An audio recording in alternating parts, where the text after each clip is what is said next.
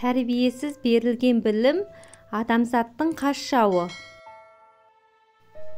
Музыканың негізгі міндеті адамның эстетикалық қажетін өтеу. Музыка рухтың, құмарлық пен ынтызарлықтың, әр алуан көңіл күйдің ісі. Ең тамаша әрекет бақытқа қол жеткізетін еркіндік. Талпыныс тәжі табандылық. Адам кез келген жұмысқа жарамды бола бермейді. Бейқамдық сәтсіздікке бастайды. Білімді болу деген сөздің мағынасы белгісіз нәрсені ашуға қабілетті болу деген ұғым. Білім жолына түскен жан күнделікті күйбең тіршілікті ойламау қажет. Қандай ғалым болса да, ол адам санасына дербес, ерекше мәндерді ұғыну арқылы ұялайды. Адамға ең бірінші білім емес, тәрбие берілуі керек. Тәрбиесіз берілген білім адамзаттың қас жауы.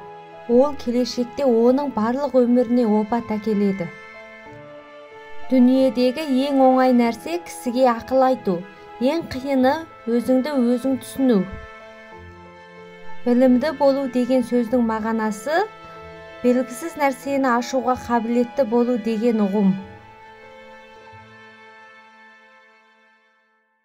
Ежелгі заманда адамдар сөйлеуді ұнатпайтын, өз сөзінен артта қалу олар үшін ұят болды. Егер патша өзінің ақпейілін адамгершілік істерімен дәлелдемесе, онда халық оған сенім білдірмейді, ал халықтың сенімін ақтамаған патшаға адамдар сенбейді. Данышпан патшалық құрған кезде барлық жерде бейбітшілік болады. Данышпандылық адамдарға қатысты өз парызын шынайы адалдықпен орындаудан тұрады. Білім шыңына 3 жол апарады. Ойлау жолы бұл игі әрі қайырымдылық жол. Ұқсауға тырысу мен еліктеу бұл жеңіл жол. Тәжірибе жинау жолы ең құдіретті әрі абыройлы биік жол. Егер біреудің тірі жүргенін көре алмасаң, онда сенің жеңілгенің. Егер елде тазалық пен әділеттілік болса, онда іс-қимылың мен әрекетің еркін болады. Ал әділетсіздік тамыр жайған елде еркін жүргеніңмен аузыңа ие болғаның дұрыс. Егер елде тазалық пен әділеттілік болса, онда іс-қимылың мен әрекетің еркін болады. Ал әділетсіздік тамыр жайған елде еркін жүргеніңмен аузыңа ие болғаның дұрыс. Біреуден кек алғың келсе, оған және өзіңе ор қаз. Ақиқатында өмір сүру жеңіл, бірақ біз оны күрделендіріп жібереміз. Ұстамсыздық ұлы істі құрбандыққа шалады. Қайырымды адам өзіне талап қояды. Ал мәдениеті төмен адам өзгеге талап қойғыш келеді. 3 нәрсені қайта оралту мүмкін емес. Уақыт, сөз және мүмкіндік.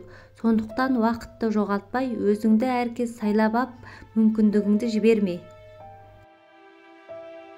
Миға ақыл кеңес біртіндеп жиналады, бірақ оны өз қажетімізге жаратпай, шөміштеп шашамыз.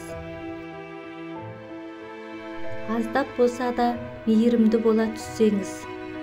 Өмірде ақымақтықты да көп жасаймыз. Адамдар бұрын өзін жетілдіру үшін білім алатын, ал қазіргілер жұртты таңғалдыру үшін білім алады. Барлық адамда сұлулық бар, бірақ оны кез келген адам көре алмайды.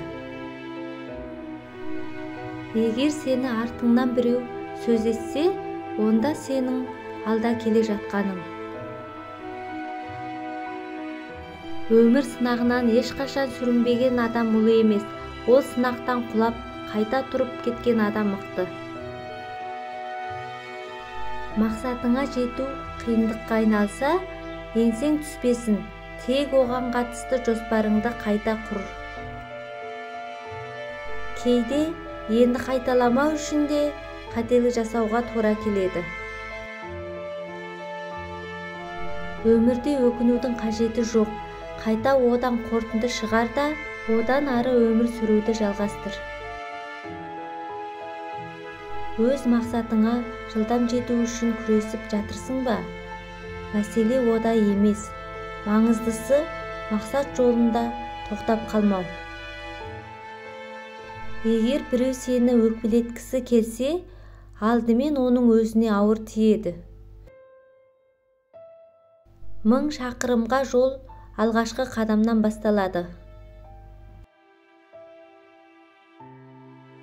Таңертең шындықты естіп, кешке өлуге болады.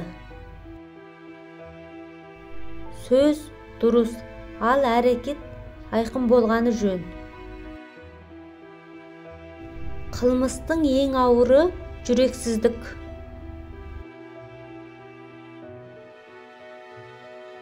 Үнсіздік ұлы дос, ол саған ешқашанда опасыздық жасамайды. Біз өзімізге сенеміз, бірақ оған сенуге болмайды. Біз жүрегімізге де сенеміз, бірақ оған да сенуге болмайды. Есте сақтаңдар, ақиқатында адамды тану оңай емес. Билеуші, ал бағынышты, әке, ал ұлдың ұл болғаны дұрыс.